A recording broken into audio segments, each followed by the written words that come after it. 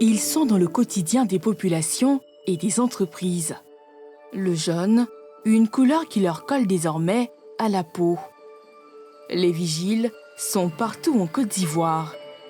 Certains commencent dans des écoles de formation, comme ici. Directement sur le terrain, ou finissent, pour les moins chanceux, blessés. Immersion dans ce monde où une sorte de loi du silence est en conflit permanent avec une volonté de dévoiler les insuffisances et de redorer l'image d'un secteur dans lequel se côtoient misère, amertume et espoir.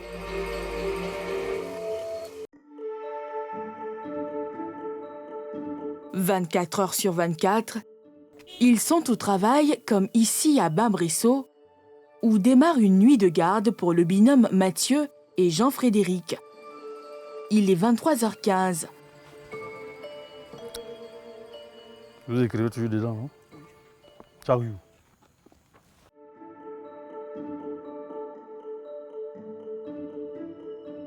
Quand sonne minuit, une étape clé de leur travail commence. Les minuit. Les minuit, donc on commence à faire dans cette occupe. Bon, je vais commencer à faire les patrouilles maintenant.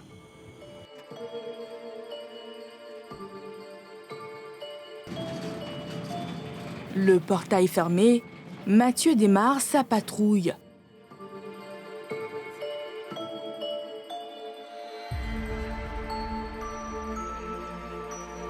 Quand je fais une patrouille, ça veut dissuader les individus. Pour ne pas que demain ou après-demain, on doit descendre, que les riverains nous appellent pour dire qu'il y a eu cas de vol, il y a eu tellement de choses. Par exemple, une fois qu'il est minuit, on ferme le portail et on commence à faire nos patrouilles maintenant. La famille de Mathieu a appris à vivre avec ses nuits loin de la maison. Bon, ça me fait 3 ans que je passe les minuit. Voilà, donc j'ai droit à 48 heures. J'ai droit à 48 heures à la maison aussi. Et donc ça se passe comment finalement, du point de vue organisation avec la famille? Comment est-ce qu'on fait finalement? Bon, du point de vue avec la famille, moi je vois que ça se passe bien parce qu'il n'y a pas de discussion. Mais quand on parle de salaire, on se heurte à un mur. Ah, là c'est un secret. Là c'est un secret pour moi. Oui, franchement, c'est un secret pour moi.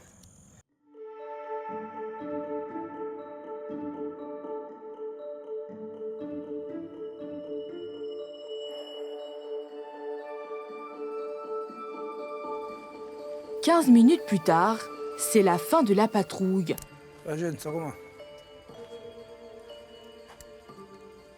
Là, c'est le RAS. Ça commence après.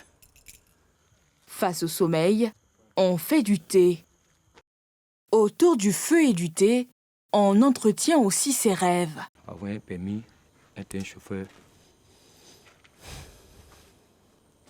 c'est un grand type. Si aujourd'hui j'ai une opportunité de passer un concours de gendarmerie, concours de police, même militaire, la douane, tout ça, je vais le faire. Les rêves plein la tête, Mathieu et Jean-Frédéric vont poursuivre leur garde jusqu'au petit matin.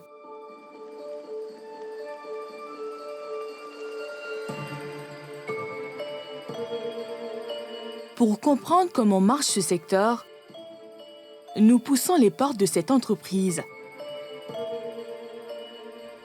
Celle qui emploie nos compagnons de la nuit dernière.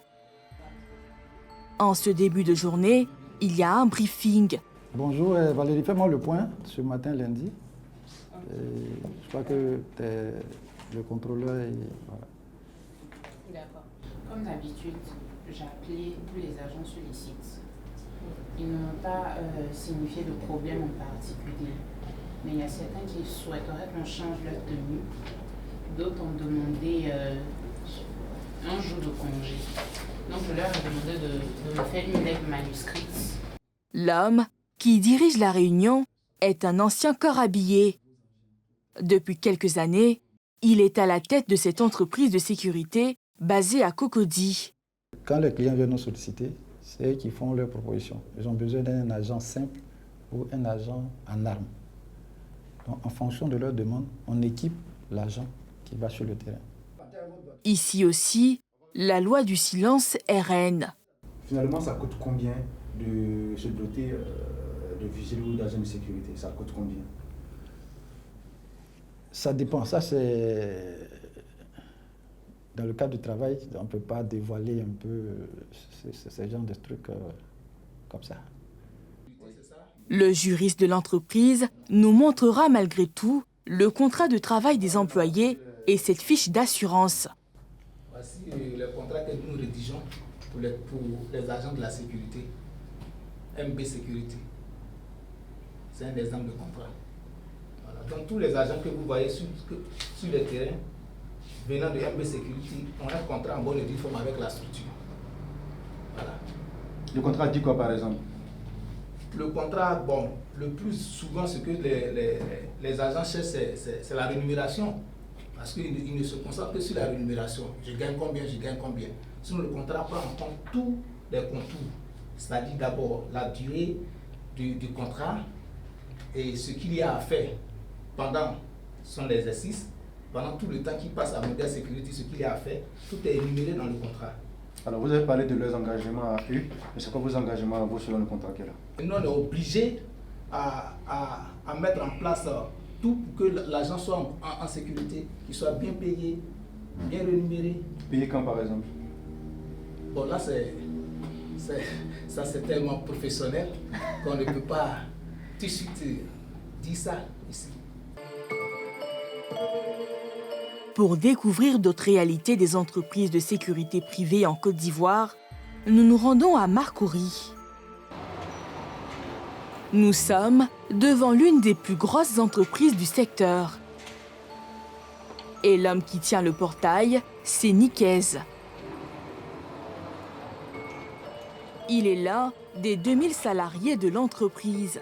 Moi, ça me fait 15 ans et 1 mois aujourd'hui que j'exerce ce métier. Le vigile accepte de nous dévoiler son salaire. Bon, net à payer, je reçois 143 000. 143 000.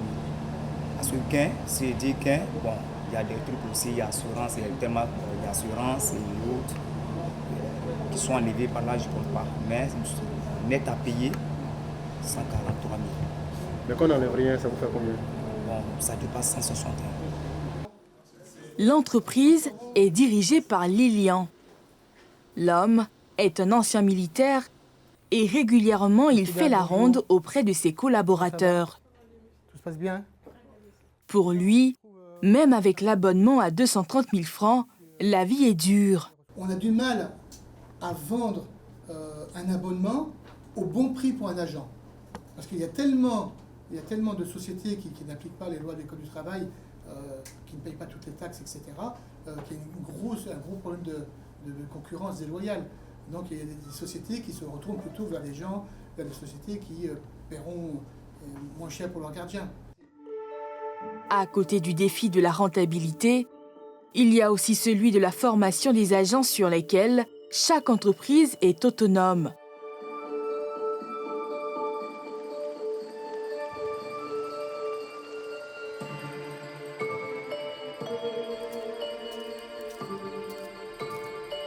Nous sommes à Vridi, au centre de formation de l'entreprise de Lilian. Bonsoir, veuillez vous asseoir s'il vous plaît.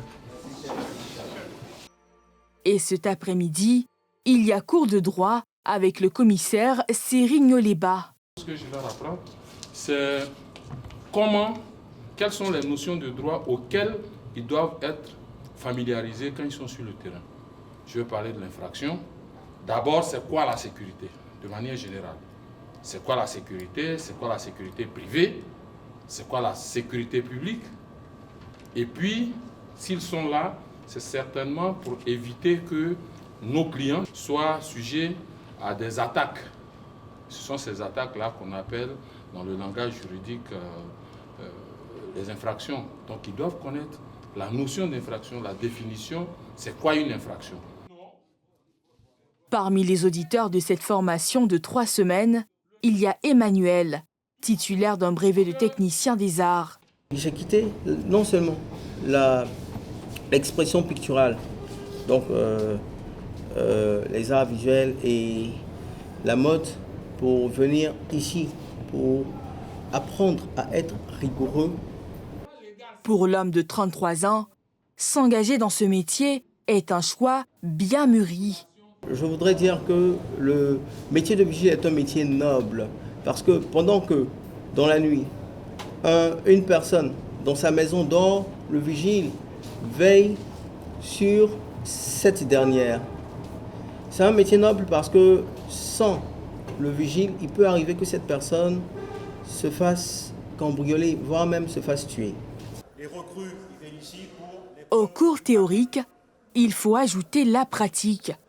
C'est l'affaire du chef Scipion qui explique les critères physiques pour embrasser ce métier. Là, c'est déjà un agent qui travaille. Vous voyez le gabarit? Mais c'est pas la taille, c'est ce qui est là-dedans et là. Mais aussi les équipements rangés dans ce bureau.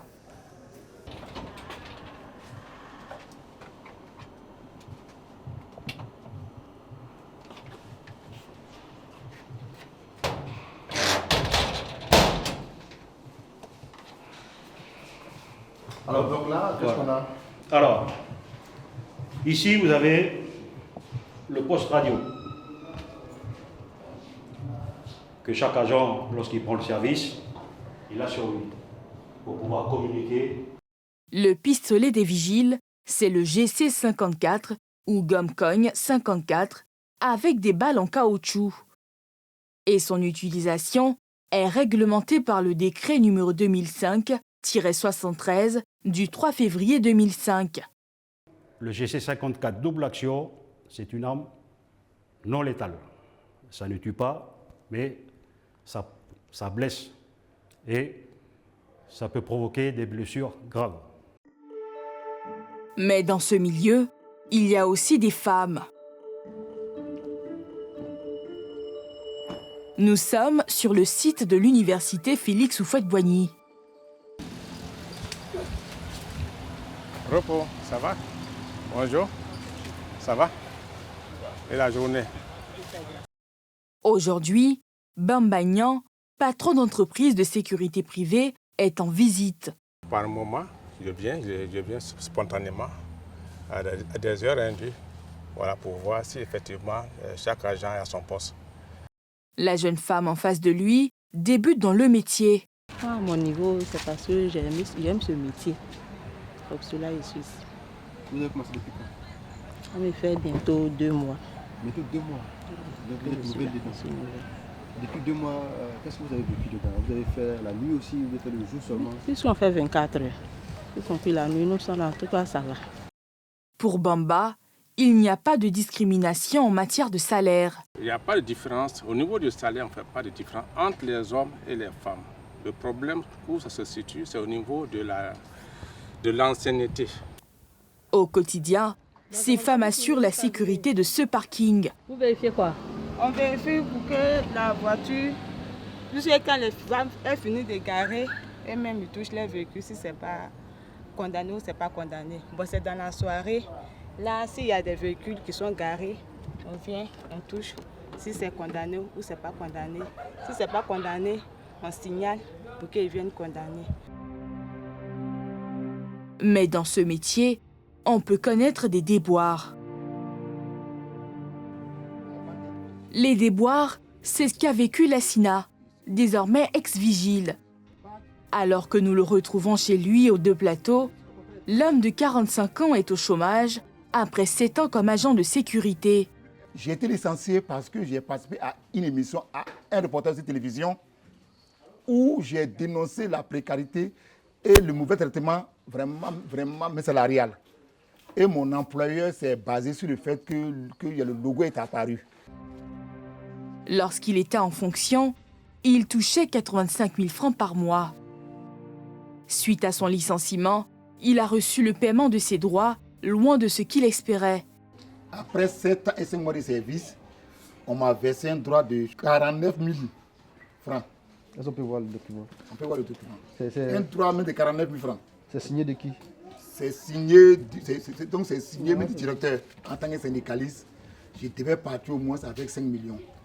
Voilà, en tant que syndicaliste, je devais partir au moins avec 5 millions. Par contre, vous avez finalement reçu 49 000 francs. Voilà, parce que j'étais en web pour une faute lourde.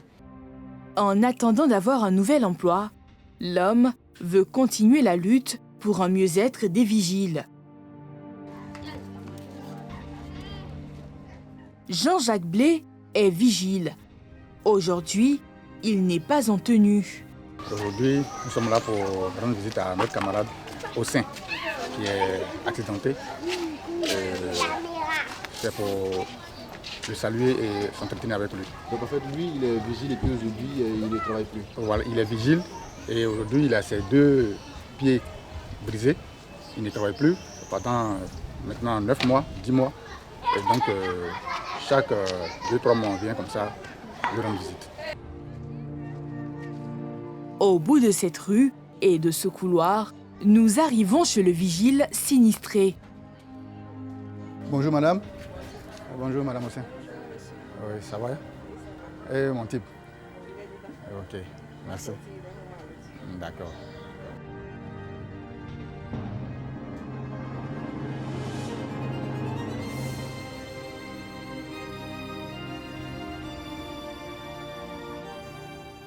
Celui que Jean-Jacques est venu voir, c'est Econ. L'homme fort. Ouais, ça va.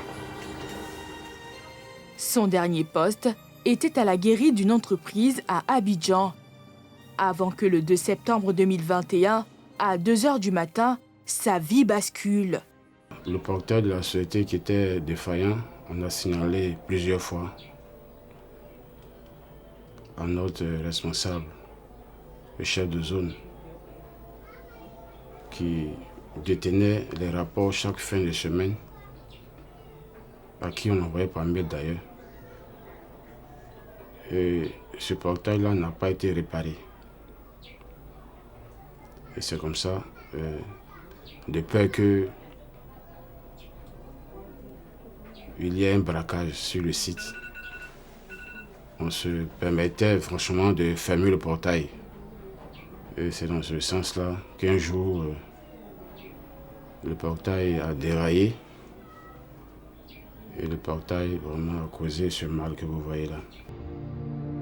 Sur ces images de vidéosurveillance, on revoit la scène.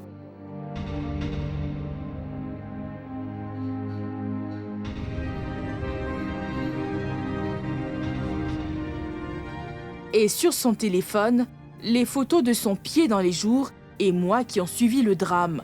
Je suis assuré, mais comme il s'agit d'un accident de travail, je suis aussi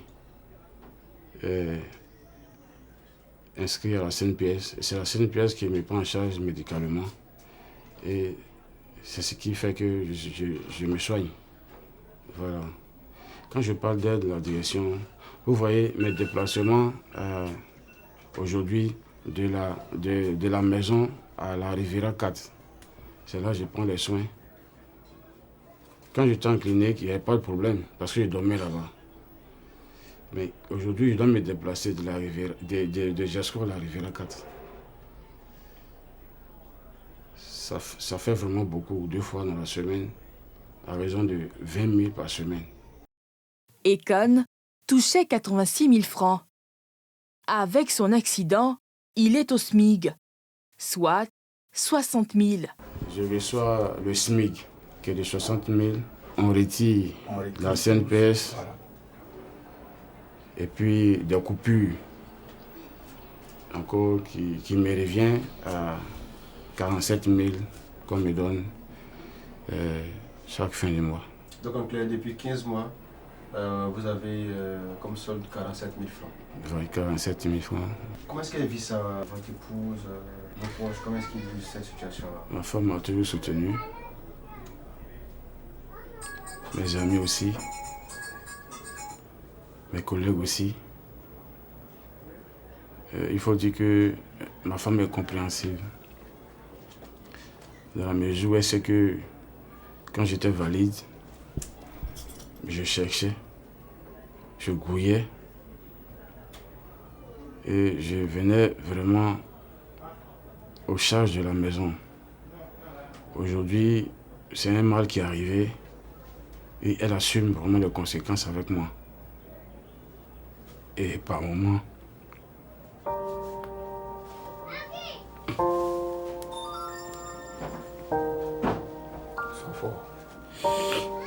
il t'a tenu jusqu'à maintenant là. C'est un garçon.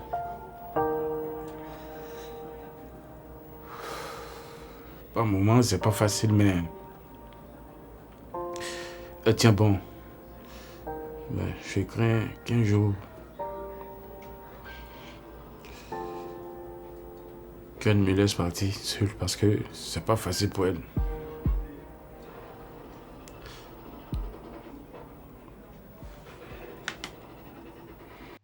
Jean-Jacques, quant à lui, espère voir les lignes bouger pour Econ, mais aussi pour l'ensemble de la corporation. Nous sommes dans des cimenteries, dans des entreprises de produits chimiques, à visage découvert, dans la simple tenue de travail, avec des chaussures de sécurité de travail. C'est tout. Nous ne percevons pas de prime de risque, parce que nous sommes livrés au braquage, aux accidents comme les portails qui déraillent. Nous sommes livrés à des eaux usées. Nous sommes livrés à des produits chimiques. Il y a d'autres même qu'on doit aller rendre visite que je crois avant-hier que je suis allé voir que l'engrais, produit chimique, a brûlé tout le visage. Parce qu'il n'y a pas de casque, il n'y a pas de masque, il n'y a pas de protection. Donc on est là comme ça, tel que je m'habille ce matin à la maison, c'est comme ça je porte la tenue et puis je travaille. Et tu es livré à toi. Econ poursuit aujourd'hui sa convalescence, gardant l'espoir de retrouver sa motricité et reprendre le service.